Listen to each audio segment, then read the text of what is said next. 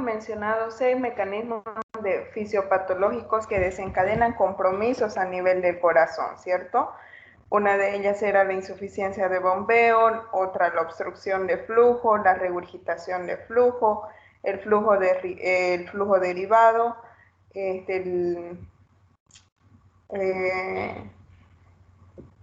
fallas en el sistema de conducción, una rotura de un vaso, ¿cierto? Y uno de los mecanismos fisiopatológicos que va a tener mucha relación con las cardiopatías congénitas va a ser justamente el flujo derivado y la regurgitación de flujo, ¿de acuerdo? No olvidemos que las cardiopatías congénitas pueden llegar a desencadenarse como una consecuencia de una embriogenia defectuosa, es decir, un desarrollo fetal defectuoso entre aproximadamente la tercera y la octava semana de formación en la vida intrauterina. Entonces, vamos a ver que justamente estas anomalías causadas durante estas semanas de gestación o estas fallas pueden llegar a causar malformaciones congénitas causantes de derivaciones de izquierda a derecha, es decir, cuando la sangre pasa de las cavidades izquierdas del corazón hacia las cavidades derechas. Las malformaciones causantes de derivaciones de derecha a izquierda y por último las malformaciones causantes de obstrucción, ¿cierto? Entonces vamos a ir mencionando dentro de estas clasificaciones qué tipo de patología se engloba a cada una de estas de este grupo de cardiopatías. ¿Está bien? Entonces vamos a mencionar que dentro de las derivaciones de izquierda a derecha tenemos 3 tipos de cardiopatías. La comunicación interauricular, la comunicación interventricular y el conducto arterioso persistente. Entonces, cuando nosotros hablamos de estos tipos de patologías o de este tipo de cardiopatías, vamos a mencionar cómo es que la sangre de las cavidades del lado izquierdo o un volumen de sangre determinado de las cavidades de izquierdas del corazón llegan a atravesar por orificios anómalos hacia las cavidades derechas, del lado derecho del corazón. Esta es otra imagen que lo tienen en el libro por si acaso, que también muestra la imagen A, es una comunicación interauricular, la imagen B, que es una comunicación interventricular, y la imagen C, un conducto arterioso persistente. Vamos a ir mencionando cada una de estas patologías. ¿En qué consiste una comunicación interauricular? Como nosotros habíamos mencionado, a comparación, es decir, para ver cómo es que llegan a manifestarse o a mostrarse, vamos a poder ver en el lado izquierdo una gráfica o un dibujo de cómo se ven las estructuras del corazón en un dibujo, para que podamos comprender con mayor facilidad. Sin embargo, en la imagen del lado derecho vamos a poder ver cómo es que a nivel de las aurículas, el tabique interauricular, es decir, esta estructura que debería separar una aurícula de otra, llega a estar incompleto, es decir, hay un cierre incompleto de este tabique y por lo tanto se va a producir que haya un paso de la sangre o de un volumen determinado de la aurícula izquierda hacia la aurícula derecha. Entonces, vamos a ver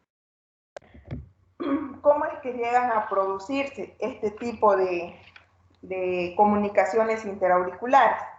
Cuando se llegan a formar el cierre de las cavidades, es decir, el desplazamiento de lo que es el mesodermo hacia la línea media, van a ir formando estas cavidades a nivel del corazón, es decir, las aurículas y los ventrículos.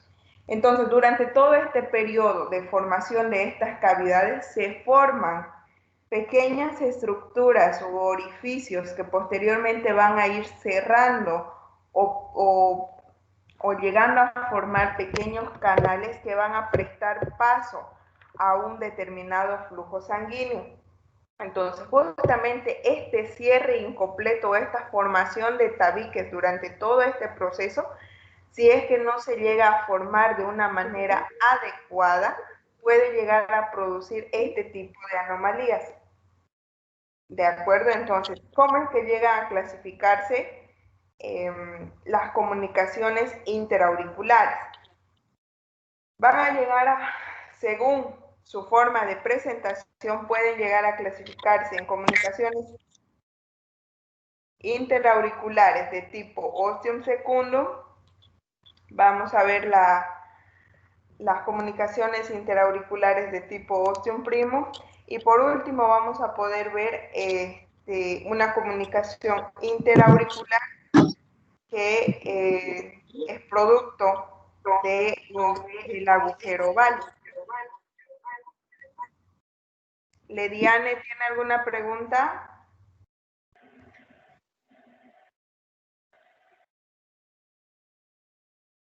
No, doctora, no, perdón. Ya, muy bien.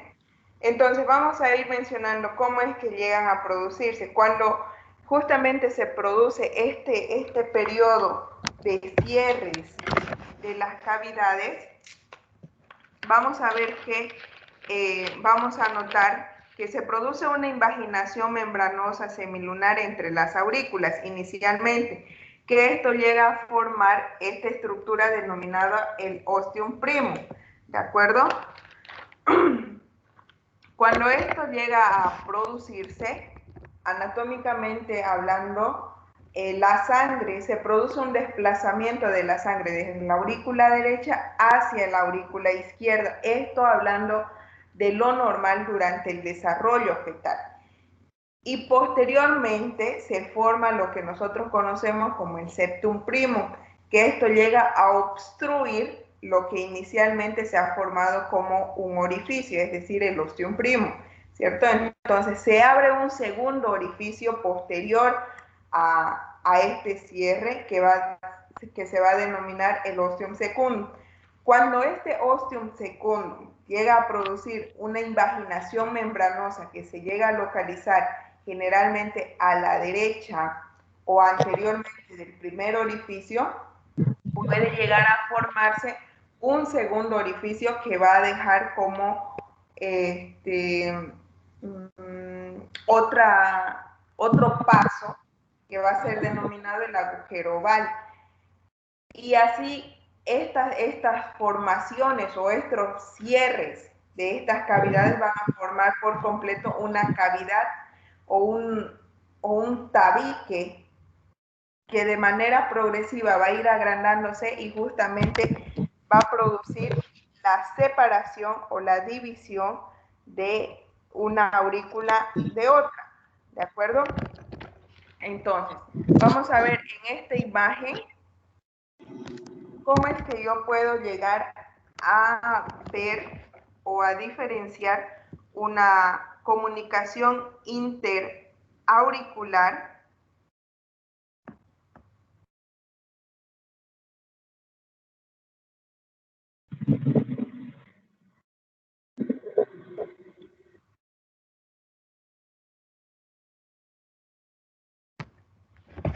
si es que yo puedo llegar a sospechar de este tipo de patologías. Generalmente, aclaro desde este momento, una comunicación interauricular puede llegar a ser completamente asintomático.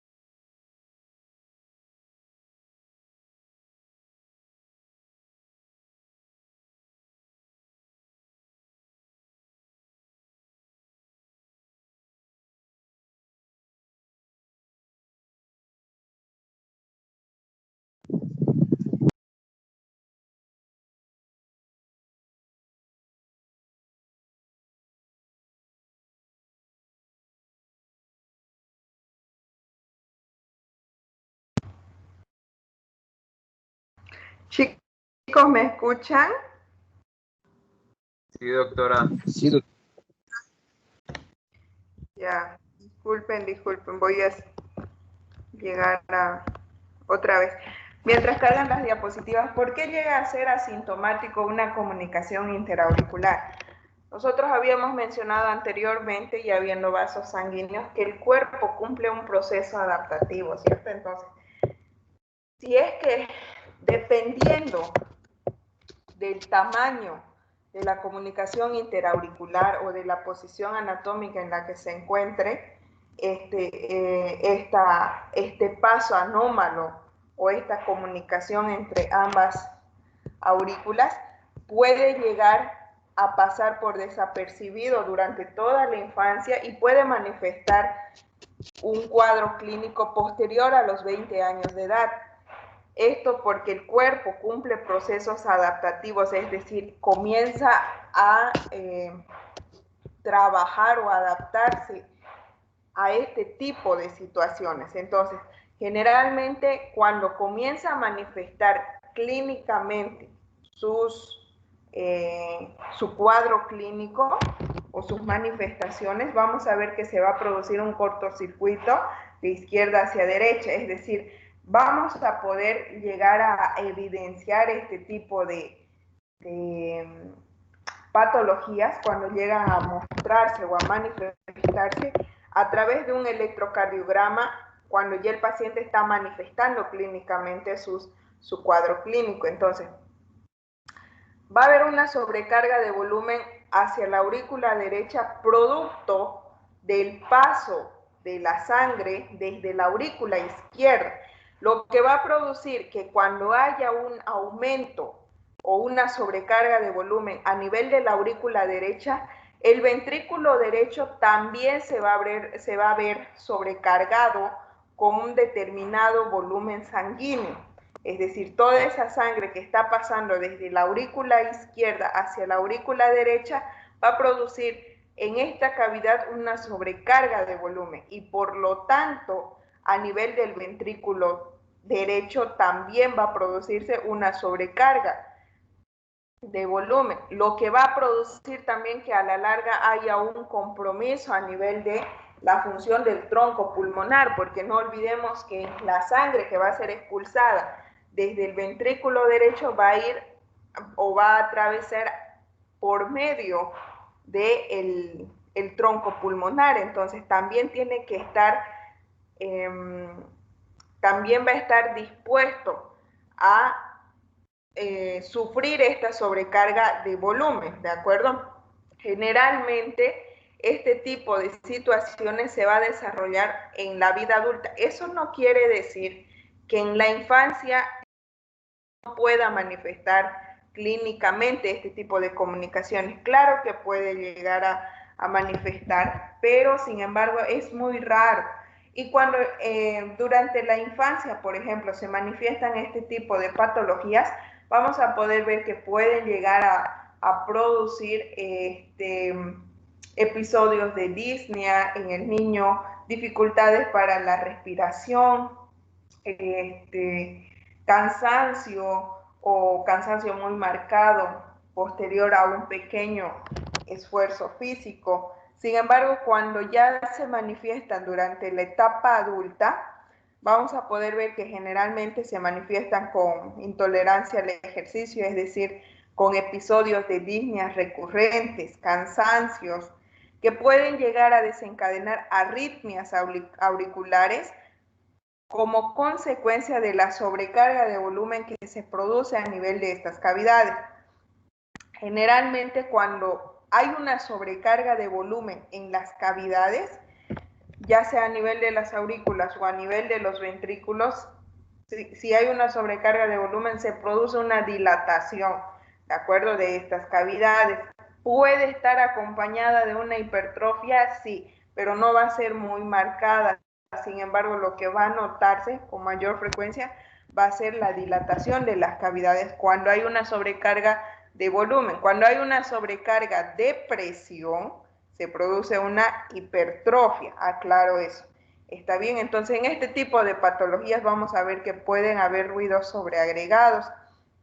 En el caso de la comunicación interauricular, debido a la situación anatómica, vamos a poder encontrar en algunos casos un soplo localizado a nivel del borde esternal izquierdo, en la parte superior, sobre todo con mayor frecuencia en el segundo ruido cardíaco. Si es que yo llego a estudiar este tipo o a encontrar este tipo de manifestaciones clínicas en mi paciente, llego a auscultar soplos, puedo llegar a solicitar estudios imagenológicos como ser una radiografía de tórax, un electrocardiograma, que tal vez más adelante va a tratar de ser confirmado con una ecocardiografía y mucho más si es una ecocardiografía acompañado de Doppler a color, ¿de acuerdo? Dependiendo del tamaño de la comunicación interauricular, nosotros vamos a ver que puede llegar a hacerse un tratamiento quirúrgico, ¿de acuerdo? Es decir, consiste en una reparación de todo ese tabique interauricular para que ya no haya ese paso entre ambas cavidades. ¿Está bien? Entonces, vamos a mencionar nosotros que cuando, por ejemplo, en este momento creo que tengo si yo solicito una radiografía de tórax en una sospecha de una comunicación interauricular, voy a poder ver que puede haber una cardiomegalia con dilatación de la aurícula derecha y del ventrículo derecho. No nos olvidemos porque va a haber una sobrecarga de volumen, ¿de acuerdo? Entonces va a haber en algunos casos un tronco pulmonar prominente y un aumento de la trama vascular a nivel de los pulmones. Esto porque no nos olvidemos que cuando se va a producir una sobrecarga de volumen a nivel de la aurícula derecha, que también va a desencadenar un compromiso o una sobrecarga de volumen a nivel del ventrículo derecho, esta sobrecarga de volumen va a ser expulsada a través del tronco pulmonar, ¿cierto? Entonces, por eso es que va a haber esta dilatación de las cavidades y también va a haber se va a notar un tronco pulmonar mucho más marcado. El aumento de la trama vascular va a ser producto de que se está llegando a manifestar o el corazón va a comenzar a trabajar de manera mucho más de lo que debería generalmente, es decir, mucho más de lo normal. Entonces, esto va a ser, se va a producir un cambio en cuanto a la morfología y la distribución de los vasos sanguíneos. Entonces, en la imagen que tenemos del lado izquierdo vamos a poder ver cómo hay un arco pulmonar mucho más marcado que me llega a distorsionar la silueta del mediastino superior. Hay todos esos pequeños hilos o esas manchas que nosotros vemos de aspectos lineales de color grisáceo no corresponden a un cuadro neumónico, por si acaso, sino es la trama vascular, es decir, los vasos sanguíneos que van cambiando o van aumentando producto de la sobrecarga de funciones a este nivel, ¿de acuerdo? Y va a haber una dilatación de la aurícula derecha y también puede estar acompañado de una dilatación del ventrículo derecho, producto de una sobrecarga de volumen, ¿cierto? Cuando nosotros vamos a poder solicitar estudios mucho más específicos como una ecocardiografía, vamos a poder ver en este caso, podemos ver las partes de las 4 cavidades del corazón y vamos a poder ver las 2 cavidades superiores que corresponden a la aurícula derecha, a la aurícula izquierda, seguidas por abajo con el ventrículo derecho y el ventrículo izquierdo, y vamos a ver que a nivel de los ventrículos el tabique, o hasta donde podemos ver, hay un tabique que se continúa, ¿cierto? Sin embargo, a nivel de las aurículas vamos a ver cómo toda esa línea gruesa que nosotros vemos de color gris o de color blanco, si quieren llamarlo así, corresponden a los tabiques que separan unas cavidades de otras. Entonces podemos ver cómo es que se separan las aurículas de los ventrículos hasta donde podemos ver se separan entre ambas situaciones, y vamos a poder ver que a nivel de las aurículas no llegan a tener una división, una formación completa, sino que va a haber una comunicación entre ambos, ¿cierto? Cuando a este tipo de estudios, que corresponde a la ecocardiografía, se le agrega un Doppler a color, en otras palabras, se le agrega imágenes de colores, vamos a poder ver cómo es que la sangre del lado de la aurícula izquierda pasa hacia la aurícula derecha, y por lo tanto hay una mezcla de estos dos tipos de sangre. Otra de las patologías que mencionamos es la comunicación interventricular. Al igual que en el caso de la comunicación interauricular, en el caso de la comunicación interventricular es un cierre incompleto del tabique interventricular, ¿de acuerdo? Es decir, no hay una división entre ambos ventrículos, y por lo tanto va a haber una salida de la sangre oxigenada del lado del ventrículo izquierdo hacia el ventrículo derecho, ¿de acuerdo? Y también de esta forma, a nivel del ventrículo derecho se van a mezclar estos dos tipos de sangre y van a ser expulsados a través de la arteria o del tronco pulmonar hacia los pulmones, y este cambio, es decir, esta mezcla de sangre, produce que a nivel de los pulmones haya interferencia, porque se supone que a nivel de los pulmones solamente debería llegar la sangre desoxigenada para producir el intercambio gaseoso y posteriormente expulsar la sangre oxigenada, ¿cierto?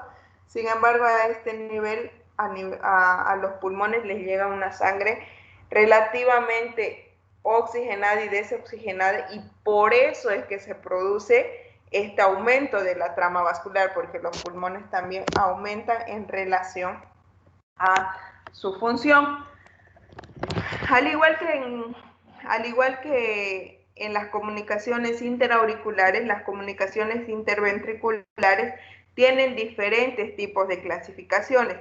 Vamos a ver que las comunicaciones perimembranosas, es decir, las comunicaciones interventriculares de tipo perimembranosas, van a ser los defectos a nivel o van a estar localizados a nivel del tabique membranoso, generalmente adyacente a la válvula tricúspide, y puede llegar a extenderse de manera variable a nivel del tejido muscular, es decir, a nivel del tabique.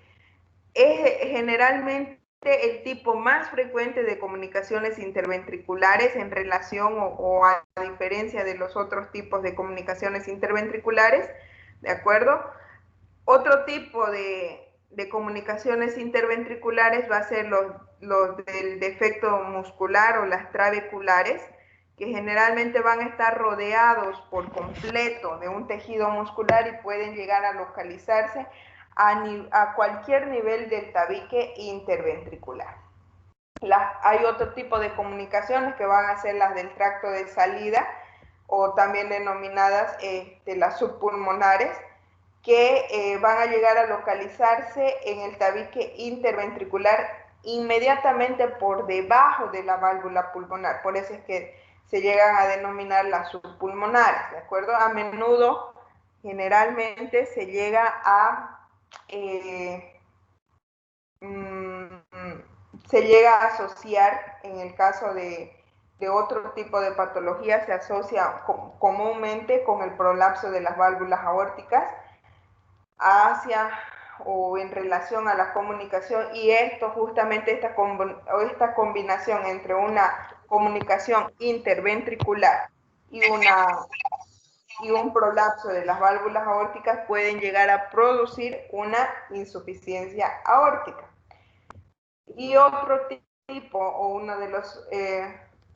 tipo de comunicaciones interventriculares pueden ser justamente las comunicaciones del tracto de entrada.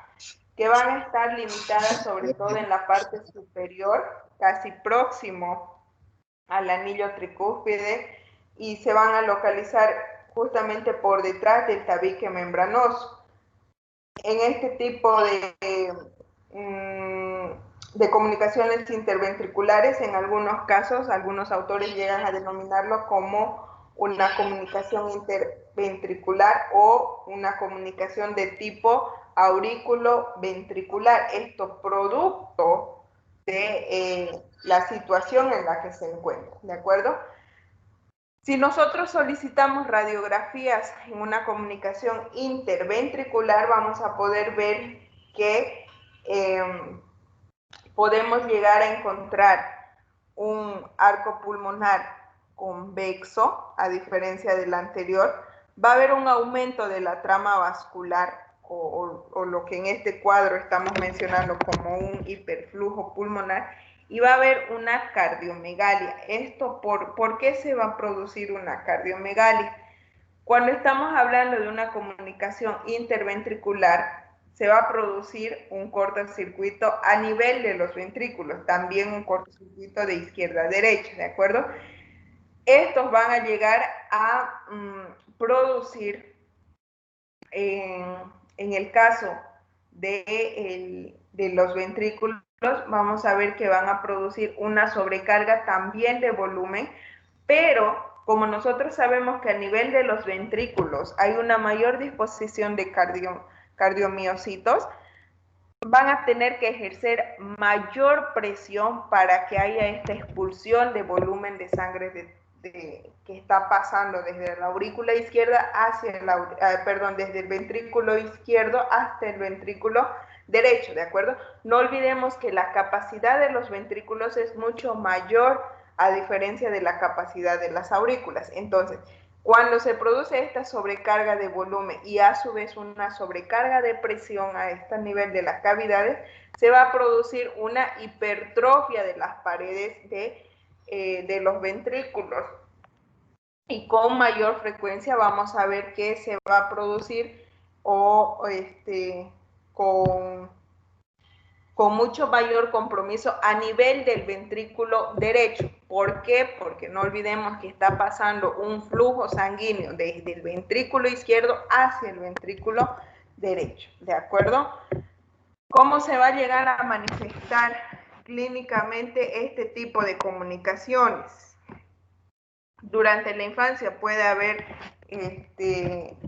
episodios de disnea, pueden haber dificultades para la alimentación, y estas dificultades para la alimentación pueden desencadenar compromiso del crecimiento del niño durante la lactancia.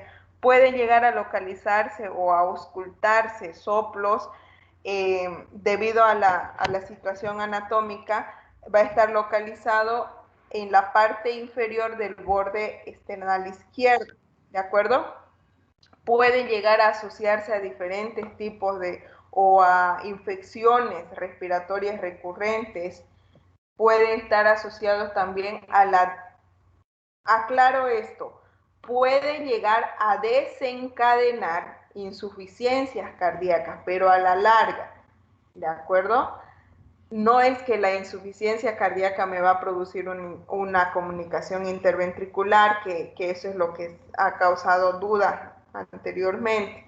¿Está bien? Pueden solicitarse estudios imagenológicos como una radiografía, un electrocardiograma, una ecocardiografía, y dependiendo del grado o del tamaño de la comunicación interventricular, se puede optar por una reparación quirúrgica. ¿Está bien? Puede llegar a diagnosticarse durante el periodo prenatal, es decir, durante los controles prenatales pueden llegar a diagnosticarse estos tipos de comunicaciones entre las cavidades del corazón. Este tipo de patologías, lo que les estaba mencionando hace un momento, según su clasificación, es decir, según la localización de lo que son las diferentes formas de presentación de las comunicaciones interventriculares.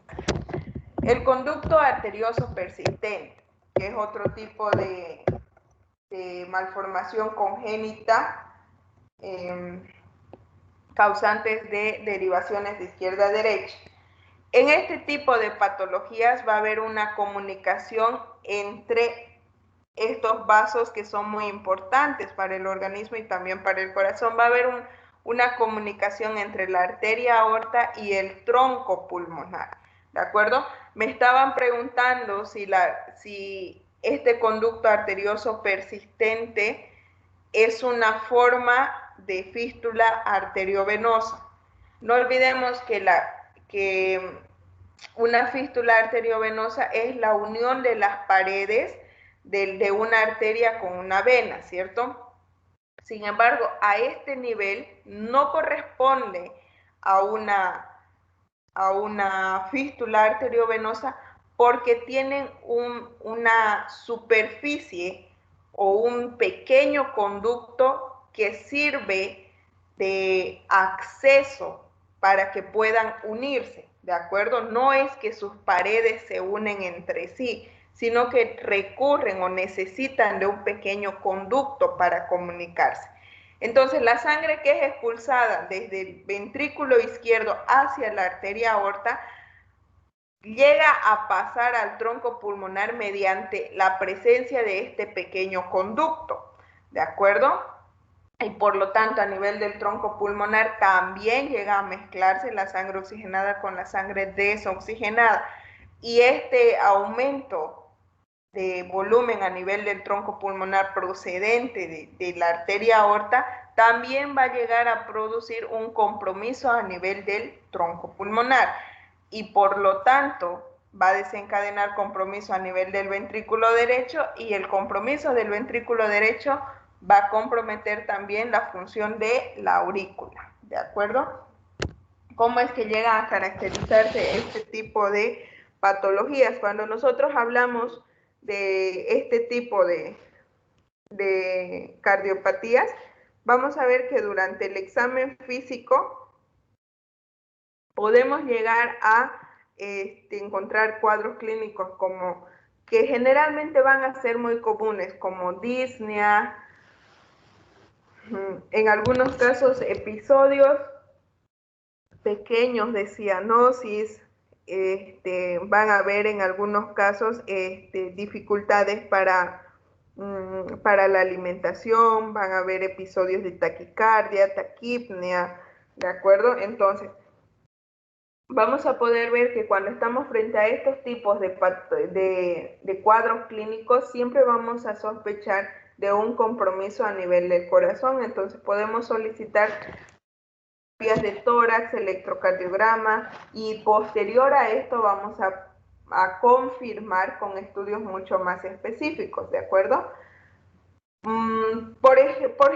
Generalmente, lo más común es que cuando estamos hablando de un conducto arterioso persistente, la radiografía de tórax y el electrocardiograma con mayor frecuencia van a estar dentro de parámetros normales, pero siempre y cuando el conducto arterioso sea pequeño, ¿de acuerdo? Sí, se puede llegar a producir un cortocircuito, es cierto, pero esto va a depender del tamaño del conducto o del tamaño de la comunicación entre la aorta y el tronco pulmonar.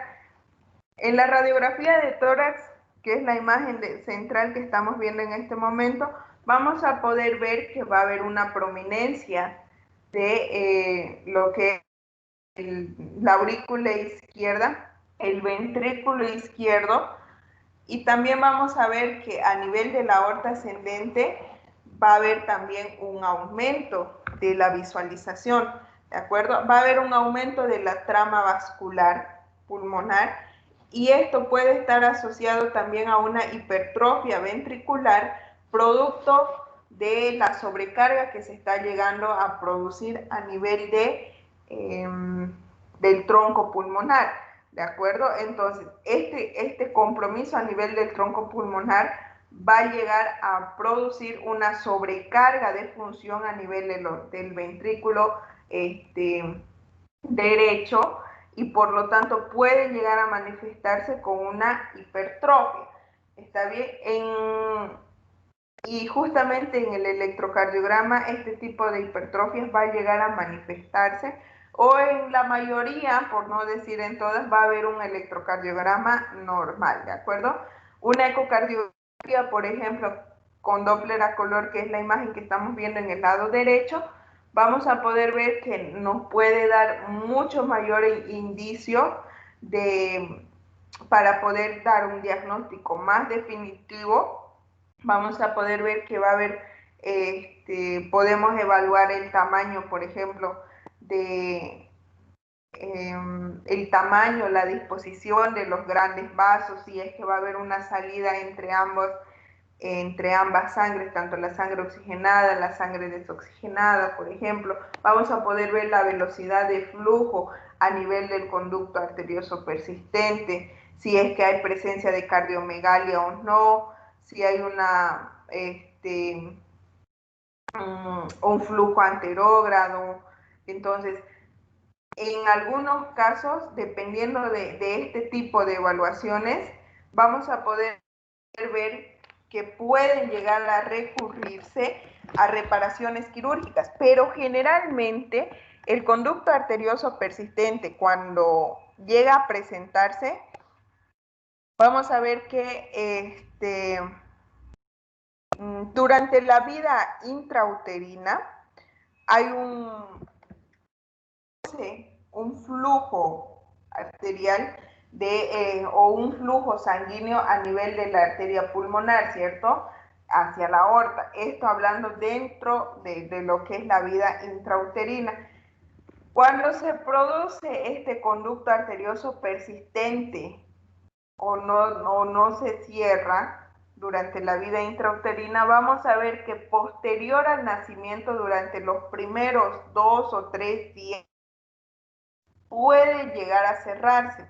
Esto producto de que va a haber un aumento de la oxigenación arterial y va a disminuir la resistencia vascular pulmonar, ¿de acuerdo? Entonces, cuando no llegan a cerrar de manera espontánea, se pueden llegar a recurrir a una corrección quirúrgica, o en algunos casos, dependiendo del tamaño, no llegan a necesitar de una cirugía aparatosa, digamos, sino que va a ser solamente la reparación por medio de catéteres.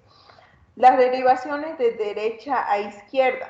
Vamos a ver en este tipo de patologías, vamos a encontrar la tetralogía de Fallot, por ejemplo, y vamos a poder ver las características de cada una de estos tipos de malformaciones o de cardiopatías congénitas que pueden producir una derivación de derecha a izquierda. ¿Cuáles son las características de una tetralogía de Fallot? Nosotros sabemos que tetra viene de 4, ¿cierto? Entonces vamos a ver que es una situación anatómica completamente anormal, en el cual el corazón va a estar sometido o va a presentar 4 malformaciones. Por eso es que se denomina la tetralogía de Fallot, ¿de acuerdo? 1. Va a haber una comunicación interventricular, ¿está bien? 2. Cerca de esta comunicación interventricular va a haber la desembocadura de la arteria aorta. Por eso es que se dice que la arteria aorta acabalga la comunicación interventricular. ¿De acuerdo? Va a haber una subestenosis del tronco pulmonar o de la arteria pulmonar, es decir, va a haber un cierre parcial o una disminución del calibre de la luz del tronco pulmonar. Y por último va a haber una hipertrofia ventricular derecha. ¿Está bien? ¿Cómo es que llega a diferenciar, o cómo es que llego a ver este tipo de patología? vamos a ver que este tipo de anomalías pueden llegar a producir episodios de cianosis, es decir, no solamente por la comunicación interventricular, sino que también producto de que va a haber una subestenosis o va a haber un cierre, ya sea a nivel de las válvulas pulmonares o a nivel del tronco pulmonar en sí, es decir, va a haber un cierre parcial a ese nivel y por lo tanto no va a haber una circulación sanguínea adecuada. Entonces van a haber episodios de cianosis, episodios de disnea durante la alimentación y por lo tanto esto va a desencadenar escaso crecimiento o compromiso del crecimiento del bebé, que cada vez se van a ver acompañados de cuadros recurrentes de cianosis, ¿de acuerdo? Este tipo de patologías llegan a manifestarse clínicamente durante la infancia, ¿está bien? Por el marcado compromiso que hay a nivel de las cavidades del corazón. Entonces, ¿cuál es el signo característico de este tipo de patologías? Va a corresponder a lo que estamos viendo en este momento en el lado izquierdo. Es denominado y lo podemos encontrar en una radiografía de tórax simple. Este signo imagenológico que es característico exclusivamente de la tetralogía de Fallot, que corresponde al corazón en forma de bota sueca, está bien, en el cual vamos a poder ver cómo el tronco pulmonar es completamente cóncavo, va a haber una disminución de la trama vascular pulmonar en algunos casos, y vamos a ver que va a haber un callado aórtico derecho un poquito más prominente. Vamos a ver que va a haber una hipertrofia del ventrículo derecho que va a simular el taco de la bota, y justamente el producto de esta comunicación interventricular en la tetralogía de Fallot va a producir que haya esta elevación de la punta del corazón, y por lo tanto va a simular la forma de una pequeña bota, que va a ser exclusivamente solo característico de la tetralogía de Fallot, ¿de acuerdo? Si solicitamos estudios imagenológicos más específicos, como es la de la ecocardiografía, que es la imagen que tenemos en este momento, vamos a poder ver cómo es que se evidencia la comunicación interventricular, cómo es que esa pequeña, nosotros vemos, ¿cierto?, esas cavidades grandes, oscuras, corresponden a los ventrículos, y las superiores, las más pequeñitas, corresponden a las aurículas. Vamos a ver que esa pequeña estructura o esa superficie tubular que llega a estar cerca del ventrículo izquierdo, y para ser más exacto, cerca de la comunicación donde están ambos ventrículos, corresponde a la aorta en sí, la desembocadura de la arteria aorta, que va a ser muy característico de la tetralogía de Fallot. Este tipo de casos es casi incompatible dependiendo del tamaño, estoy hablando de las comunicaciones y del compromiso a nivel del corazón, pueden ser incompatibles con la vida, entonces necesitan una reparación completamente quirúrgica, es decir, no hay tratamiento clínico, sino que se considera una reparación o un tratamiento netamente quirúrgico, ¿de acuerdo?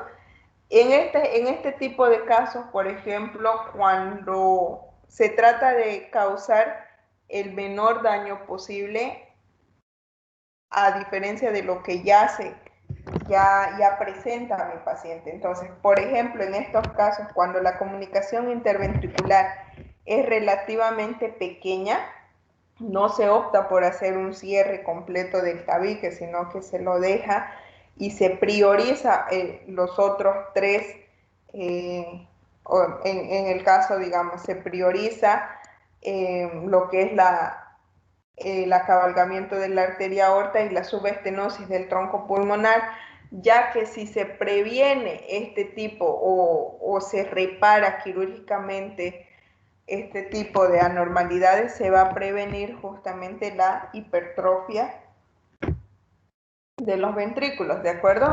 Otra de las patologías que van a mostrar justamente las derivaciones causantes de derecha-izquierda va a ser la transposición de los grandes vasos.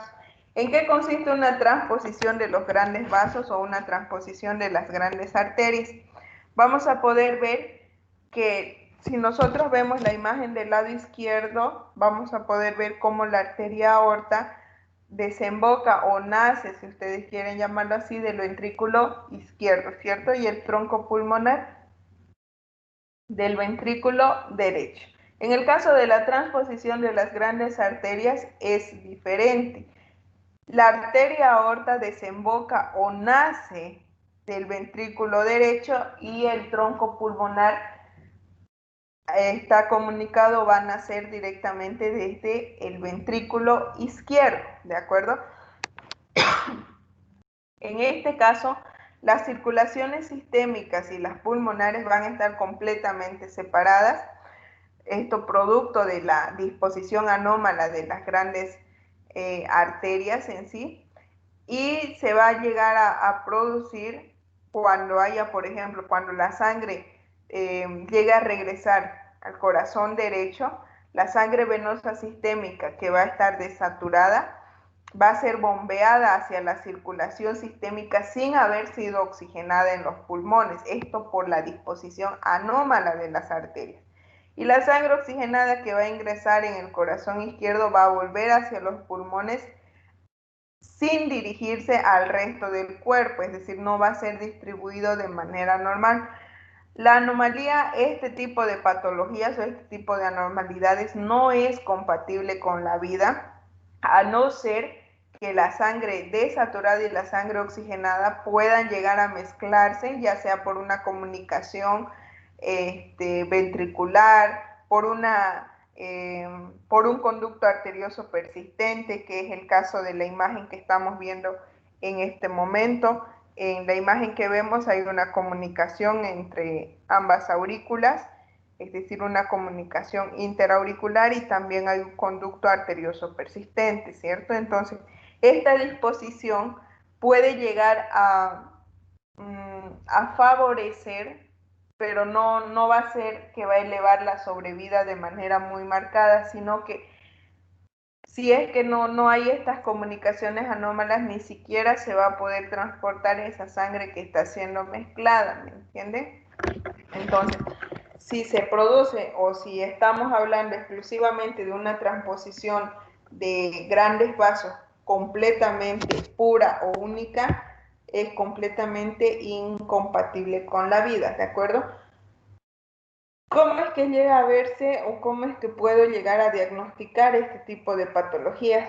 Vamos a poder ver nosotros que en una radiografía, por ejemplo, esta disposición anómala de los grandes vasos le va a dar al corazón una disposición de que cambie en relación a su morfología, porque no hay un buen bombeo de sangre, no hay un flujo sanguíneo adecuado a este nivel. Entonces, lo que se va a producir es que haya un cambio en relación a la morfología del corazón. Por ejemplo, en la radiografía del tórax, vamos a ver que la silueta cardíaca puede llegar a tener otro signo imagenológico característico exclusivamente de la transposición de las grandes arterias, que va a ser la imagen similar a la de un huevo colgando de una cuerda.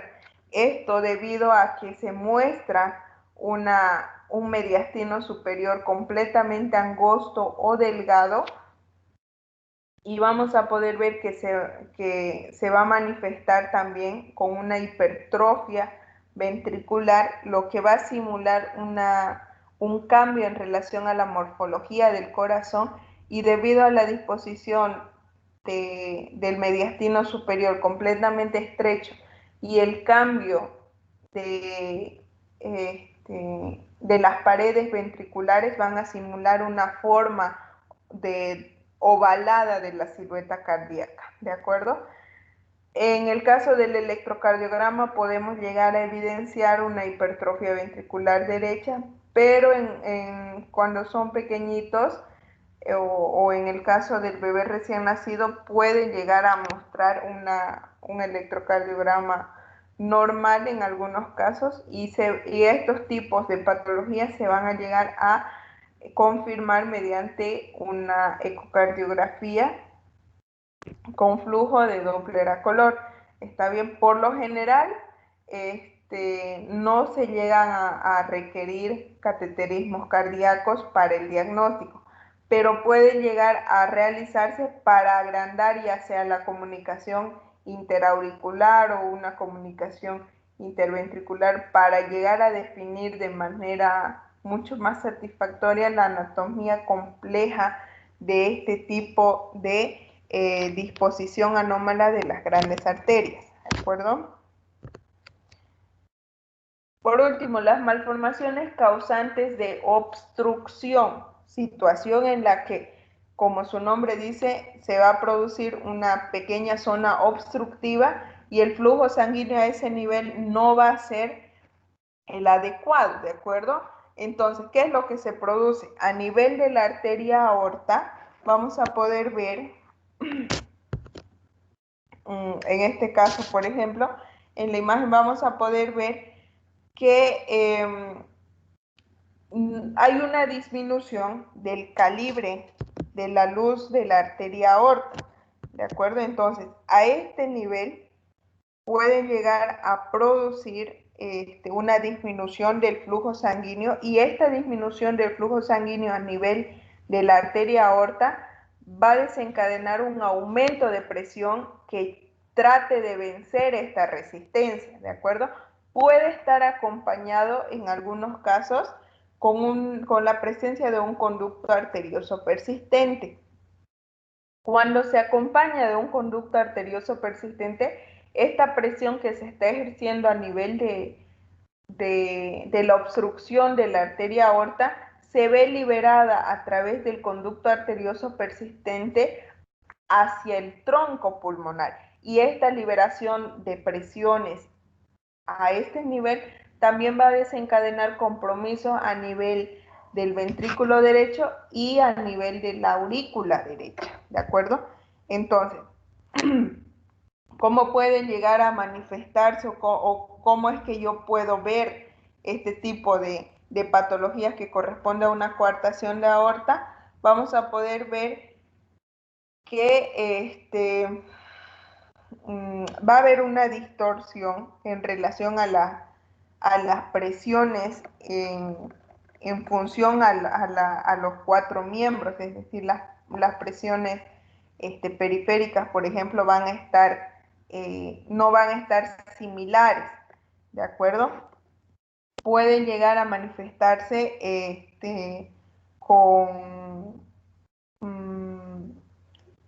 con disnea, episodios de cianosis recurrentes, cefalea, dolores torácicos, extremidades completamente frías. ¿Esto por qué? Porque la arteria principal del cuerpo está siendo obstruida, por lo tanto no va a haber un flujo sanguíneo adecuado y va a desencadenar compromiso a todos los niveles, ¿de acuerdo? Entonces, en este caso, por ejemplo, cuando estamos hablando de compromisos, ya sea a nivel de otros órganos, pueden desencadenar episodios de hipoxia, en algunos casos episodios de infartos, pero en ese caso ya son en casos muy extremos. Entonces, lo que sí pueden llegar a producir es una disminución de la perfusión sanguínea, ¿cierto? Entonces, vamos a poder ver que se pueden realizar estudios imagenológicos como una radiografía en el cual vamos a poder ver la zona en la que se localiza la coartación de la aorta, es decir, la obstrucción parcial, va a simular un signo imagenológico que corresponde a la forma de un pequeño 3, esto producto de la sombra mediastínica izquierda superior, y vamos a ver que se produce por disminución del calibre de la arteria aorta a cierto nivel, ¿está bien? El tamaño del corazón generalmente llega a ser normal, a no ser que esté relacionado con una insuficiencia cardíaca, ¿está bien? En algunos casos las arterias colaterales a nivel de las costillas pueden llegar a erosionar, ya sea desde la parte de la tercera o la octava costilla, lo que va a llegar a producir pequeñas zonas de muescas costales, pero muy raras veces se observan cortes a nivel, a nivel costal, por ejemplo, antes de los 5 años de edad. En el caso del electrocardiograma vamos a poder evidenciar hipertrofias ventriculares izquierdas. En la mayoría de los casos pueden ser normales, y en el caso de los recién nacidos, por ejemplo, o en el caso de los lactantes pequeños, el electrocardiograma suele generalmente mostrar una hipertrofia ventricular derecha en lugar de una hipertrofia ventricular izquierda. ¿Está bien? En este caso, por ejemplo, se pueden recurrir a diferentes tipos de estudios imagenológicos. ¿Está bien? Pero no se olvide, el signo imagenológico característico de una coartación de aorta es el mediastino superior en forma de un 3.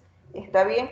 El tratamiento va a consistir justamente en la colocación quirúrgico, en la colocación de un pequeño balón que dilate esa zona, o en la colocación de una pequeña prótesis o una corrección de la zona en la cual se está comenzando a estenosar. ¿De acuerdo?